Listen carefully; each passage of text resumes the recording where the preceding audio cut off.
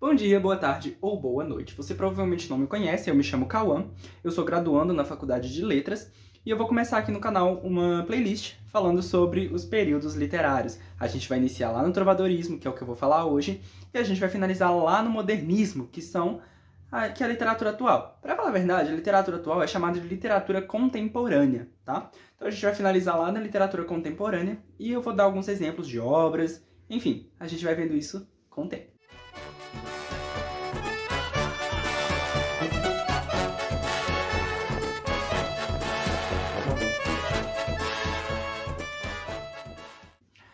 Hoje eu vou falar sobre o trovadorismo, e antes de eu começar a falar sobre qualquer matéria, é importante vocês entenderem que não existe uma data específica, um tempo específico, onde esses períodos literários vão estar localizados. Então, por exemplo, o trovadorismo, eu não posso falar que o trovadorismo começou em setembro do século XII, né? Não posso falar isso. Mas eu posso falar com toda certeza que o trovadorismo ele se intensificou mais lá nos séculos XII e XIV. É importante vocês entenderem que o trovadorismo ele não é uma literatura comum quando a gente pega um livro e começa a ler. O trovadorismo ele era uma canção, por isso que o trovadorismo é chamado de cantiga.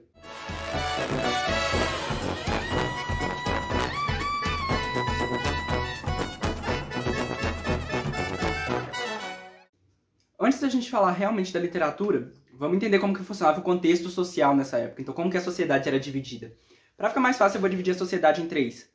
O clero, que era representado pela Igreja Católica, a nobreza feudal, que era basicamente os cavaleiros, né, chamados de suceranos, e os servos, também chamados de vassalos.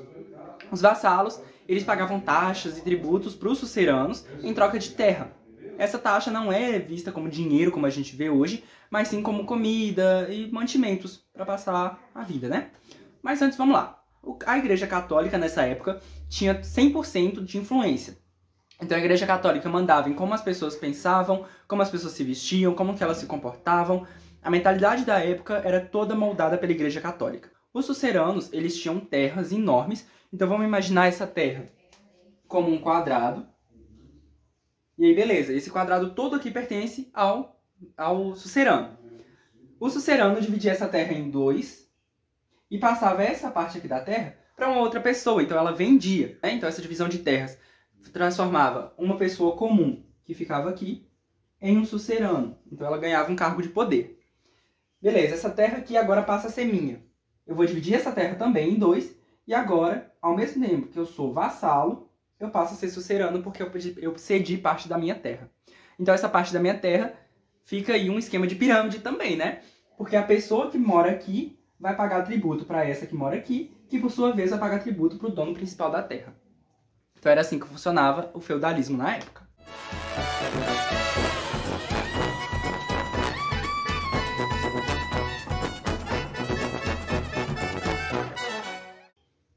A gente vê também que a arte ela sempre é dominada pela camada social mais alta. Então, como o clero estava na camada social mais alta, a arte da época era tomada pela religiosidade. Então, as pinturas, a literatura, tudo isso a gente via, passagens bíblicas, coisas sempre da religião católica. Com a literatura, então, não foi diferente.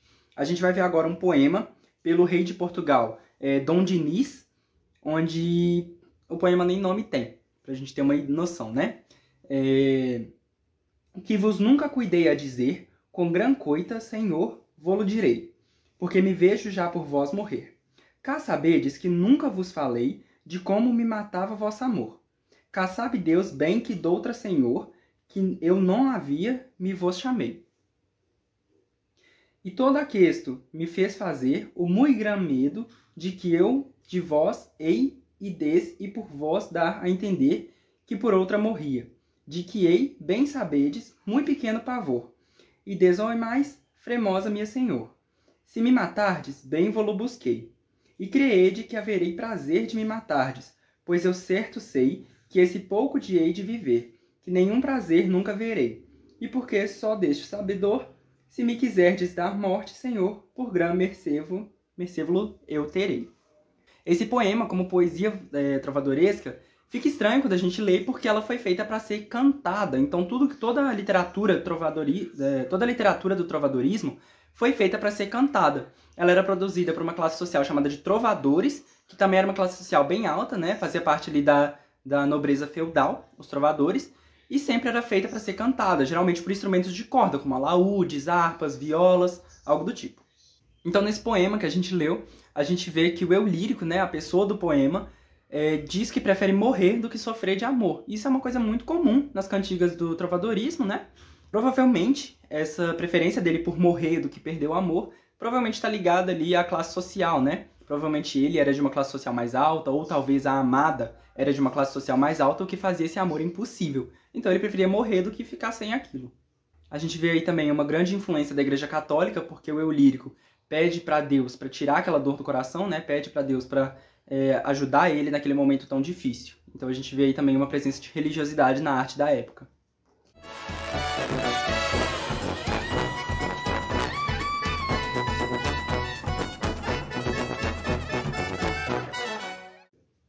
Essa forma de arte do trovadorismo era dividida em 4 tipos: a poesia de escárnio, de maldizer, de amor e de amigo. Então a gente vai falar um pouquinho sobre cada uma delas. A poesia de escárnio geralmente é uma forma mais de criticar a expressão, seja de alguém, seja de uma instituição, seja de algo do tipo. Então ela sempre vai estar criticando alguma coisa. Enquanto a poesia de maldizer é similar, porém ela é um pouco mais agressiva. Geralmente a poesia de maldizer ela cita nomes, ela é um pouco mais dura, ela é um pouco mais explícita, um pouco mais vulgar do que a de escárnio. A poesia de amor, como o nome mesmo já diz, ela enaltece a paixão, né? O amor, o sentimento que uma pessoa tem pela outra. Então ela sempre vai estar ali dizendo o quanto ama alguém, o quanto essa pessoa é querida, no sentido romântico da palavra. Já a poesia de amizade, ela enaltece realmente a amizade, a camaradagem de duas pessoas. E aqui eu encerro essa aula. Qualquer dúvida, meu Instagram tá bem aqui na tela agora. E na próxima aula a gente vai voltar falando sobre o classicismo ou o renascentismo.